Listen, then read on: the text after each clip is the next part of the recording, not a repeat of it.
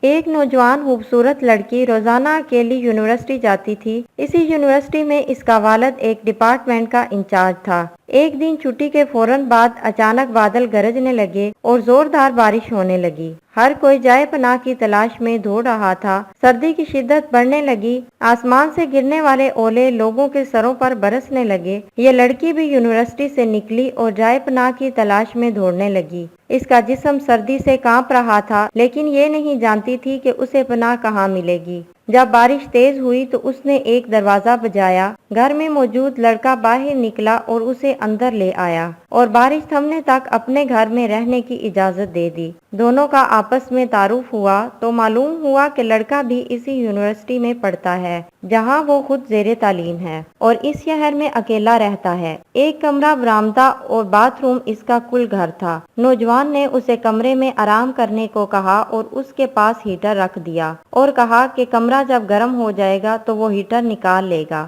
تھوڑی دیر لڑکی بستر پر بیٹھی کانپتی رہی۔ اچانک اسے نیند آ گئی تو یہ بستر پر گر گئی۔ نوجوان ہیٹر لینے کمرے میں داخل ہوا تو اسے یہ بستر پر سوئی ہوئی لڑکی جنت کی حوروں کی سردار لگی۔ وہ ہیٹر لیتے ہی فوراً کمرے سے باہر نکل گیا، لیکن شیطان جو کہ اسے گمراہ کرنے کے موقع کی تلاش میں تھا اسے وسوسے دینے لگا۔ اس کے ذہن میں لڑکی کی تصویر خوبصورت بنا کر دکھانے لگا۔ تھوڑی دیر میں لڑکی کی آنکھ کھل گئی۔ جب اس نے اپنے آپ کو بستر پر لیٹا ہوا پایا تو ہڑبڑا کر اٹھ گئی اور گھبراہٹ کے عالم میں بے تحاشا باہر کی طرف دوڑنے لگی۔ اس نے برآمدے میں اسی نوجوان کو بے ہوش پایا۔ وہ انتہائی گھبراہٹ کی عالم میں گھر کی طرف دوڑنے لگی اور پیچھے مڑ کر بھی نہیں دیکھا، یہاں تک کہ اپنے گھر پہنچ کر باپ کی گود میں سر رکھ دیا جو کہ پوری رات اسے شہر کے ہر کونے میں تلاش کرتا رہا تھا۔ اس نے باپ کو سارا واقعہ سنا دیا اور اسے قسم کھا کر کہا کہ میں نہیں جانتی جس عرصہ میری آنکھ لگی کیا ہوا میرے ساتھ، کیا کیا گیا، کچھ نہیں پتا۔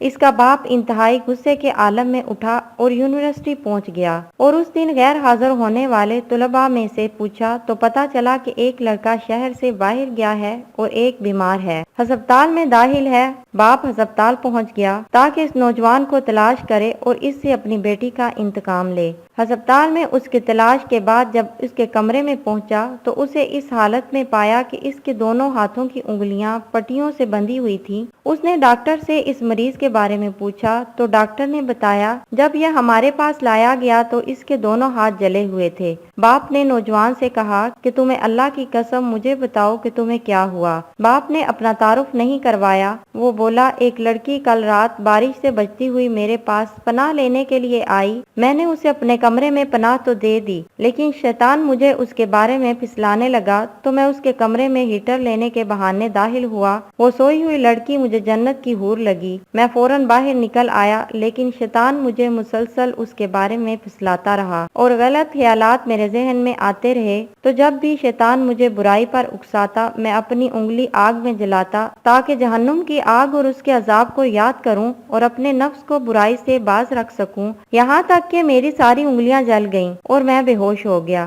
مجھے نہیں پتا کہ میں ہسپتال کیسے پہنچا۔ یہ باتیں سن کر باپ بہت حیران ہوا اور بلند آواز سے چلایا، اے لوگو گواہ رہو، میں نے اس پاک سیرت لڑکے سے اپنی بیٹی کا نکاح کر دیا ہے۔ سبحان اللہ، یہ ہے اللہ سے ڈرنے والوں کا ذکر۔ اگر اللہ کا خوف نہ ہوتا تو اس لڑکی کی عزت محفوظ نہ رہ سکتی۔ جو بھی لڑکا یا لڑکی ناجائز تعلقات قائم کرتے ہیں یا غیر شرعی دوستیاں یا محبتیں کرتے ہیں تو وہ اپنے اس برے فعل کو چھپانے کی حتی الامکان کوشش کرتے ہیں۔ وہ چاہتے ہیں کہ والدین ان کے کاموں سے بے خبر رہیں، حالانکہ وہ یہ نہیں جانتے کہ اللہ ان کے ہر فعل سے باخبر ہے۔ پھر بھی ان کے دل میں اللہ کا خوف پیدا نہیں ہوتا۔ ایسا کیوں ہے؟ کیونکہ والدین نے بچپن سے ان کے دل و دماغ میں اللہ کے خوف کی بجائے اپنا ذاتی خوف، رعب، سزا کا ڈر ہی بٹھایا ہے۔ اسی لیے آج وہ اللہ سے بے پرواہ ہو کر والدین سے چھپ کر گناہوں کا ارتکاب کرتے ہیں۔ اور ایسے بھی والدین ہیں جنہوں نے اپنی اولاد کی تربیت خوف خدا پر کی تو ان کی اولاد نے بھی ہمیشہ برائیوں سے اپنے آپ کو باز رکھا۔